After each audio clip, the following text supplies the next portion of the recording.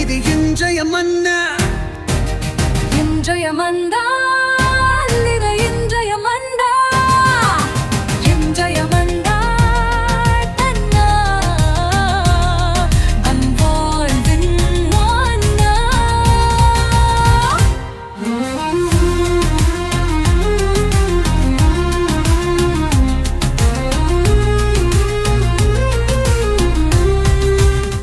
இயேசு கிறிஸ்துவுக்கு பிரியமான அன்பு இறை உறவுகளே, நண்பர்களே, உங்கள் ஒவ்வொருவரையுமே சிறப்பாக இந்த புதிய நாளில் சந்திப்பதில் மிகுந்த மகிழ்ச்சி.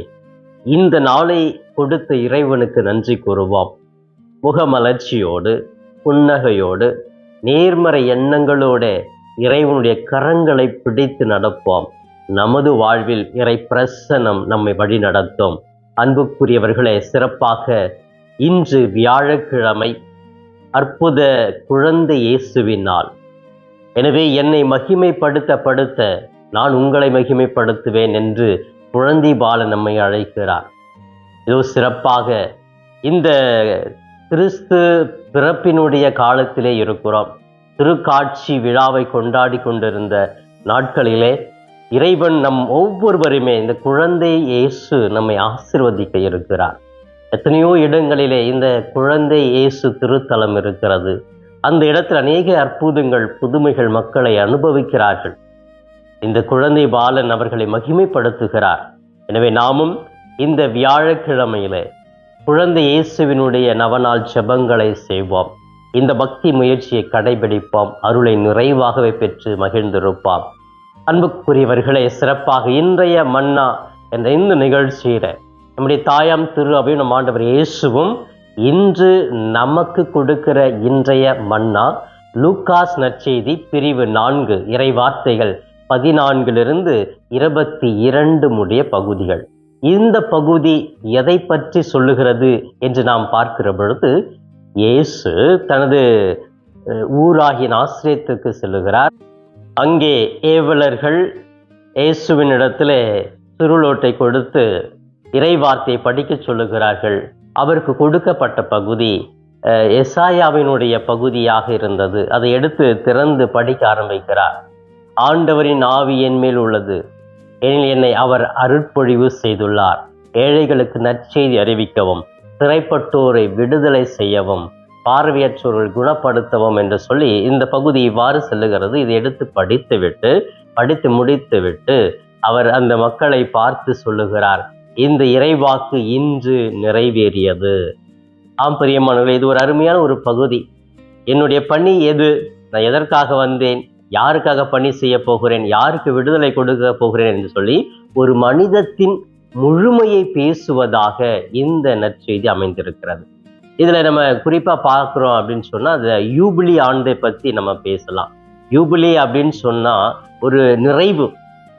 யூபிலி ஆண்டு கொண்டாடுனா, இத்தனை ஆண்டு என்னை கடவுள் வழி நடத்தினா நிறைவாக இருக்கிறேன், நல்ல ஒரு வாழ்க்கையை வாழ்ந்திருக்கிறேன் என்று சொல்லி நன்றி கூறக்கூடிய ஒரு விழா தான் இந்த யூபிலி.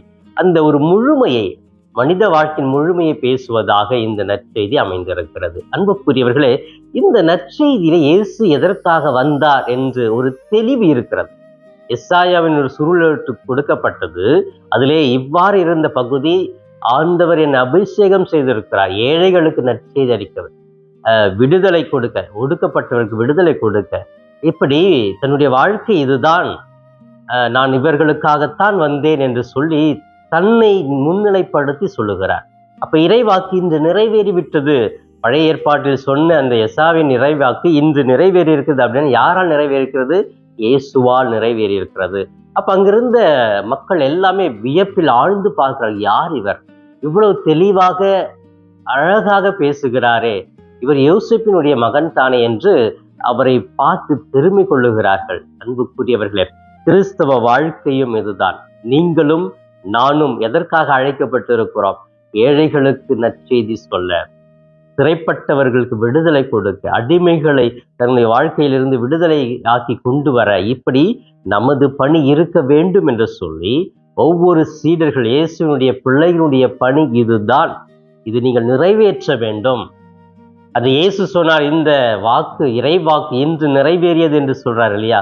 அதை போன்று இந்த இறைவாக்கு நமது வாழ்க்கையில் சீடத்துவத்தியாக இயேசுவினுடைய பணியை நிறைவேற்ற வேண்டும் என்று இயேசு நமக்கு அழைப்பு விடுக்கிறார்.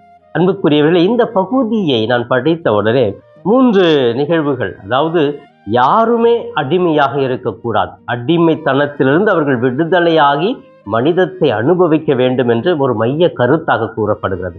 அடிமை என்று தொடக்கத்திலிருந்து பழைய ஏற்பாட்டிலே நம்ம பார்க்கிறோம். அரசர்கள் காலத்தில் அடிமைகள் தான் இருக்கிறார்கள், இறைவாக்கின் காலத்திலும் அடிமைகள் இருந்தார்கள். அப்ப அந்த அடிமைகளிலிருந்து அவர்கள் விடுதலையாக வேண்டும். அது இயேசு காலத்தில் மட்டும் கிடையாது, இப்போ நம்ம வாழ்ந்த காலத்துல ஒரு 50 ஆண்டுகளுக்கு முன்பாகலாம் போய் பார்த்தோம் அப்படின்னு சொன்னா, இந்த முதலாளிகள் தங்களுடைய பணத்தை கொடுத்து அடிமையா வச்சிருந்தாங்க. வாழ்க்கை பூரா ஒரு பணத்தை வாங்கிட்டு அடிமையா அந்த வீட்டுல வேலை செஞ்சவங்களாம் இருக்கிறாங்க. அந்த அடிமைத்தன வாழ்க்கை இன்னைக்கு ஒரு சில நேரங்களிலே, ஒரு சில இடங்களிலே அந்த அடிமைத்துவம் இருக்கிறது. பணத்தை நிறைய கொடுத்துருவாங்க, இல்லை வேலையை கொடுப்பாங்க, அடிமையை அவர்களை நடத்துவார்கள். ஒரு மனிதாபிமானத்தோடு நல்ல பண்புகளோடு அவர்களை வழி நடத்தாத ஒரு சூழ்நிலை மனிதர்கள் மத்தியிலே இன்றும் இருக்கத்தான் செய்கிறது. அப்ப இந்த நற்செய்தியினுடைய சாராம்சம் என்ன அப்படின்னா, அடிமைப்படுத்தாது. யாருமே நீங்க அடிமைப்படுத்த வேணும். மனிதருக்குரிய உணர்வுகள், அவர்களுக்குரிய சுதந்திரத்தை கொடுத்து அவர்களை வாழ விடுங்கள் என்று இயேசு அழகாகவே இந்த நற்செய்தியின் மூலமாக தெளிவுபடுத்துகிறார். 3 விதமான ஏரியாக்களை நம்ம பார்க்கலாம். 3 விதமான இடங்களில இந்த உண்மையான மனிதத்துவம் பின்பற்ற வேண்டும். முதலிலே குடும்பத்தில் மனிதத்துவம் பின்பற்ற வேண்டும். குடும்பத்துல கணவன், மனைவி, பிள்ளைகள் இருக்கிறோம், உறவினர்கள் இருக்கிறோம். அந்த இடத்துல என்ன பணி செய்கிறோம்? நம்ம உண்மையாவே கடவுளுடைய பிள்ளையாக இருந்து கடவுளுடைய நற்செய்தி அறிவிக்கிறோமா? அவர் வார்த்தையை கேட்கிறோமா? தியானிக்கிறோமா? நல்ல பண்புகளோடு குடும்பத்துல தாய், தந்தை, என்னுடைய பிள்ளை, என்னுடைய உறவுகள் என்று விட்டு கொடுத்து அவர்களை ஏற்றுக்கொண்டு ஒன்றாக வாழ்கிறோமா? மற்றவருடைய உணர்வுகளை புரிந்து கொண்டு, என்னுடைய மனைவி, என்னுடைய கணவர், என்னுடைய பிள்ளை, நான் ஒரு நல்ல வசதியாக ஆகிட்டேன், எங்கள் அம்மா வயசாகிட்டாங்க, அவங்களால எதுவுமே வேலை செய்ய முடியாது, படுத்த படுக்கையில் இருக்கிறாங்க, இனி அவங்களுக்கு தேவையில்லைன்னு ஒதுக்கிட்டு அனாதை ஆசிரமத்தில் போய் விட்டுறோமா? இதெல்லாம் பார்க்கணும். அப்போ அந்த குடும்பத்தில் இருக்கிற அந்த நல்ல பண்புகள் கடைசி வரைக்கும் நான் கடைபிடிக்க முடிகிறதா என்று யோசிக்க வேண்டும். அதை செயல்படுத்த வேண்டும் என்று இயேசு விரும்புகிறார். 2வது, மனித மாண்பை காக்க வேண்டும். ஒவ்வொருத்தரும் நம்ம மனுஷங்க, குடும்பத்தை நம்ம சிறப்பாக செய்கிறோம். மற்ற பக்கத்து வீடு, பக்கத்து தெரு, இல்லை இருக்கிற அந்த கிராமங்கள், நம்ம சூழ்ந்து இருக்கிற இடங்கள்லாம் நம்ம அந்த மனிதத்தை எப்படி உயர்த்துகிறோம்? ஐயோ, இவரும் மனிதன், கடவுளால் படைத்தவர், இவர் எல்லா மனிதர்களுமே கடவுளுடைய சாயலாகத்தானே இருக்கிறாங்க. அந்த மனிதர், கடவுளின் சாயலாக இருக்கிற மனிதனை நான் எப்படி அவர்களை பாராட்டுகிறேன், அவர்களிடத்திலே அந்த இறைவார்த்தை எப்படி அறிவிக்கிறேன், நானும் அவர்களோடு இணைந்து எப்படி பயணிக்கிறேன் என்று நம்ம சிந்திக்க வேண்டும், செயல்பட வேண்டும். யாருடைய மனதையும் புண்படுத்தாமல், அவர்களை அடிமை நிலைக்கு கொண்டு வராமல், அவர்களும் சரிசமமானவர்கள், அவர்களும் கடவுளுடைய பிள்ளைதான், கடவுள் என்னை எப்படி வளர்த்திருக்கிறாரோ அப்படித்தான் அவர்களையும் படைத்திருக்கிறார் என்று மனிதத்துக்குரிய மாண்பையும் மதிப்பையும் கொடுத்து வாழ வேண்டும். யாரையுமே இழிவாக பேசக்கூடாது, யாரையுமே தரக்குறைவாக பேசக்கூடாது. யாரும் எனக்கு அடிமை அல்ல, சமமானவர்கள் என்று. பெண்கள் அடிமைத்துவம் இருக்கக்கூடாது, ஏழைகளினுடைய அடிமைத்துவம் இருக்கக்கூடாது, இன்னும் கஷ்டப்படுகிறவர்களுடைய அடிமைத்துவம் இருக்கக்கூடாது, ஜாதி விதத்தில் எந்த அடிமைத்துவம் இருக்கக்கூடாது. எல்லாருமே என்னுடைய மனிதர்கள் என்ற ஒரு உணர்வு நமக்குள் வர வேண்டும். அதுதான் நற்செய்தியில் கூட தெளிவாகவே சொல்லப்படுகிறது. இறுதியாக சமுதாயத்தை நாம் காக்க வேண்டும் என்று இயேசு சொல்லுகிறார். சமுதாயத்துல பிரிவுகள் இருக்கிறது. ஜாதி, மதம், இனம், தான் என்ற ஒரு உணர்வு, என்னுடைய பாரம்பரியம், எனது குடும்பம் என்று இப்படி பல்வேறு வேறுபாடுகள் இருக்கிறது. அந்த ஒரு வேறுபாடு ஒரு மனுஷனுக்குள்ள வந்துருச்சு அப்படின்னு சொன்னா மற்றவர்களை அடிமைப்படுத்தி விடுவான். நான் தான் உயர்ந்தவன் என்ற ஒரு எண்ணம் வந்துவிடும். அங்கே அன்பு இருக்காது, பாசம் இருக்காது, பகிர்தல் இருக்காது, அவர்களுக்கு விடுதலை கொடுக்க வேண்டும் என்ற ஒரு முனைப்பு இருக்காது. எனவே சமுதாயத்திலே எந்த வித்தியாசமும் இல்லாமல், தமிழ்நாட்டில் எடுத்துக்கிட்டோம் அப்படின்னு சொன்னா, இந்தியாவில் குறிப்பா ஜாதி என்ற ஒரு வித்தியாசம் இருக்கிறது. இவன் இந்த ஜாதி, அவர் அந்த ஜாதி, இவன் என்னுடைய ஜாதி, எனக்கு உரியவன் என்ற ஒரு உணர்வு வந்துருச்சுன்னா ஒரு குண்டு சட்டிக்குள்ள அப்படியே குதிரை, ஏனோ இதை விட்டு நான் வெளியே போக மாட்டேன் அப்படிங்கிற ஒரு குறுகிய மனப்பான்மைக்குள்ள எல்லாமே வாழ்றோம் இல்லையா? இது கடவுள் உடை தெரிய வேண்டும் என்று சொல்கிறார். யாரையுமே இவர்கள் என்னுடைய ஜாதி இல்லை, எல்லாம் என்னுடைய மக்கள், கடவுளால் படைக்கப்பட்டவர்கள், சமுதாயம் அனைவரும் ஒன்றாக இணைந்து வாழ வேண்டும். ஒன்றாக சேருகிற பொழுது அங்கே வெற்றி உண்டு. அழகாக விவிலியம் கூட சொல்லுகிறது இல்லையா, எங்கே என் பெயரால் 2 3 கூடி ஜெபிக்கிறீர்களோ அங்கே அவர்கள் மத்தியில் நான் இருக்கிறேன் என்று சொல்லி மத்திய நற்செய்தியை நாம் படிக்கிறோம். அப்ப அந்த கூடி வாழ்ந்தால்தான் அந்த சமுதாயத்திலே கடவுளுடைய பிரசன்னம் இருக்கும். அதுல என்னுடைய இனம், ஏன் ஊருக்காரங்க, என்னுடைய ஜாதிக்காரவங்க இப்படிங்கிற ஒரு குறுகிய மனப்பான்மை இருந்துச்சு அப்படின்னு சொன்னா இது கடவுளுடைய நற்செய்தி வாழ்வதன் அர்த்தம் அல்ல. இந்த நற்செய்திக்கு எதிராகத்தான் வாழ்ந்து கொண்டிருக்கிறோம் என்பதை புரிந்து கொள்ள வேண்டும். நம்ம எவ்வளவுதான் பேசினாலும் இந்த ஜாதி ஒழிப்பு ஒரு நாளும் வராது. ஒரு தனி மனிதன் எப்பொழுது முயற்சி எடுத்து நாம் அனைவருமே கடவுளுடைய பிள்ளைகள் என்ற ஒரு உணர்வோடு வாழ்கிறார்களோ அங்குதான் விடுதலை கிடைக்கும். எனவே சமுதாய அளவிலே நான் ஏழைகளுக்கு நற்செய்தி அறிவிக்க, சிறைப்பட்டவரை விடுதலை செய்ய, ஒடுக்கப்பட்டவர்களுக்கு உரிமை வாழ்வை கொடுக்க நான் இருக்கிற பொழுது கடவுள் என்னை இன்னும் அபரிவிதமாக உயர்த்துகிறார் என்று நாம் முடிவெடுக்க வேண்டும். அன்புக்குரியவர்களே, இதோ இந்த நற்செய்தியை வாசித்து பாருங்கள். உங்களுக்கு கிடைக்கிற நல்ல சிந்தனைகள் உள்வாங்கிக் கொண்டு இந்த எசாயாவினுடைய இறைவாக்கு இன்று என் மூலமாக நிறைவேறி கொண்டு இருக்கிறதா என்று சிந்திக்க வேண்டும். இயேசு இன்று நிறைவேறிவிட்டது என்று சொன்னார் இல்லையா, அது இன்னைக்கும் நமக்கு கொடுக்கப்பட்டிருக்கிறது. அதை நான் நிறைவேற்றி கொண்டிருக்கிறேனா என்று சிந்தித்து அந்த நற்செய்தியின்படி வாழ முயற்சி எடுங்கள். நிச்சயமாக இந்த பணிதான் கிறிஸ்தவ பணி என்பதை உணர்ந்து இறைவனுடைய பாதையில் பயணிக்க முயற்சி எடுப்போம். இப்பொழுது கண்களை மூடி ஜெபிக்கலாமே. எங்களை நேசிக்கும் எங்கள் தாயும் தந்தையுமான இறைவா, உம்மை போற்றுகிறோம், வாழ்த்துகிறோம், ஆராதிக்கிறோம், நன்றி கூறுகிறோம். குழந்தை இயேசுவே, அற்புத குழந்தை இயேசுவே, அற்புதம் செய்கிறவரே, இதோ இந்த வியாழக்கிழமை வேளையிலே உம்மை நாடி வருகிற மக்களுக்கு விடுதலை கொடும். அவர்கள் தேவையை பூர்த்தி செய்யும். நீர் அவர்களை வழி நடத்த போகிறீர்.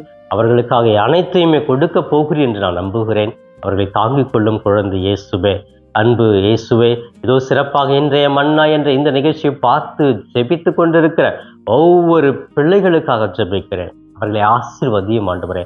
உமது பிள்ளைகள் உம்மை நம்பி வாழ்கிறார்கள். நீர் இல்லாமல் அவர்கள் வாழ்க்கை இல்லை என்று உணர்கிறார்கள்.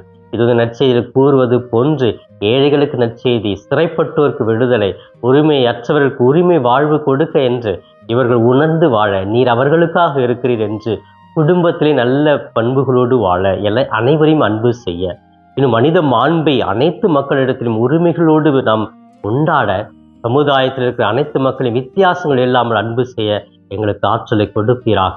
எங்களை வழி நடத்தும் ஆண்டவரே.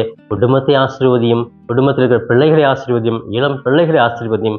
குழந்தை பாக்கியமில்லை என்று எத்தனையோ பிள்ளைகள் கண்ணீரோடு இருக்கிறார்கள், வேதனையோடு இருக்கிறார்கள். அவர்கள் குழந்தை பாக்கியத்தை கொடுப்பீராக. குடும்பத்தில் இருக்கிற கஷ்டங்கள், உடல் வியாதிகள், பல ஆண்டுகளாக இந்த வியாதியிலே இருக்கிறேன், எனக்கு விடுதலை கிடைக்காதா என்று கண்ணீர் வடிக்கிற ஒவ்வொரு பிள்ளைகளுடைய வாழ்க்கையிலே அந்த வியாதியை நீக்கி அற்புதத்தை செய்வீராக. இவையெல்லாம் எங்கள் ஆண்டவரும் மீட்பெருமான இயேசுவின் இணையற்ற நாமத்தில் ஜெபிக்கிறேன் என் ஜீவனுள்ள நல்ல பிதாவே. ஆமேன், ஆமேன். பிரியமானவர்களே, இந்த நாள் இனிய நாளாக, இறை அருளை நிறைவாக பெற்று மகிழும் நாளாக இருக்க நான் வாழ்த்துகிறேன். உங்கள் ஒவ்வொருவருக்காக சிறப்பாக என்னுடைய தனிப்பட்ட ஜெபத்திலும் திருப்பலிலும் கூட ஜெபிக்கிறேன். இயேசுவுக்கே புகழ், மரியே வாழ்க. Thanks for watching Father Das Cap YouTube channel. Subscribe and share the video to your friends. May God bless you.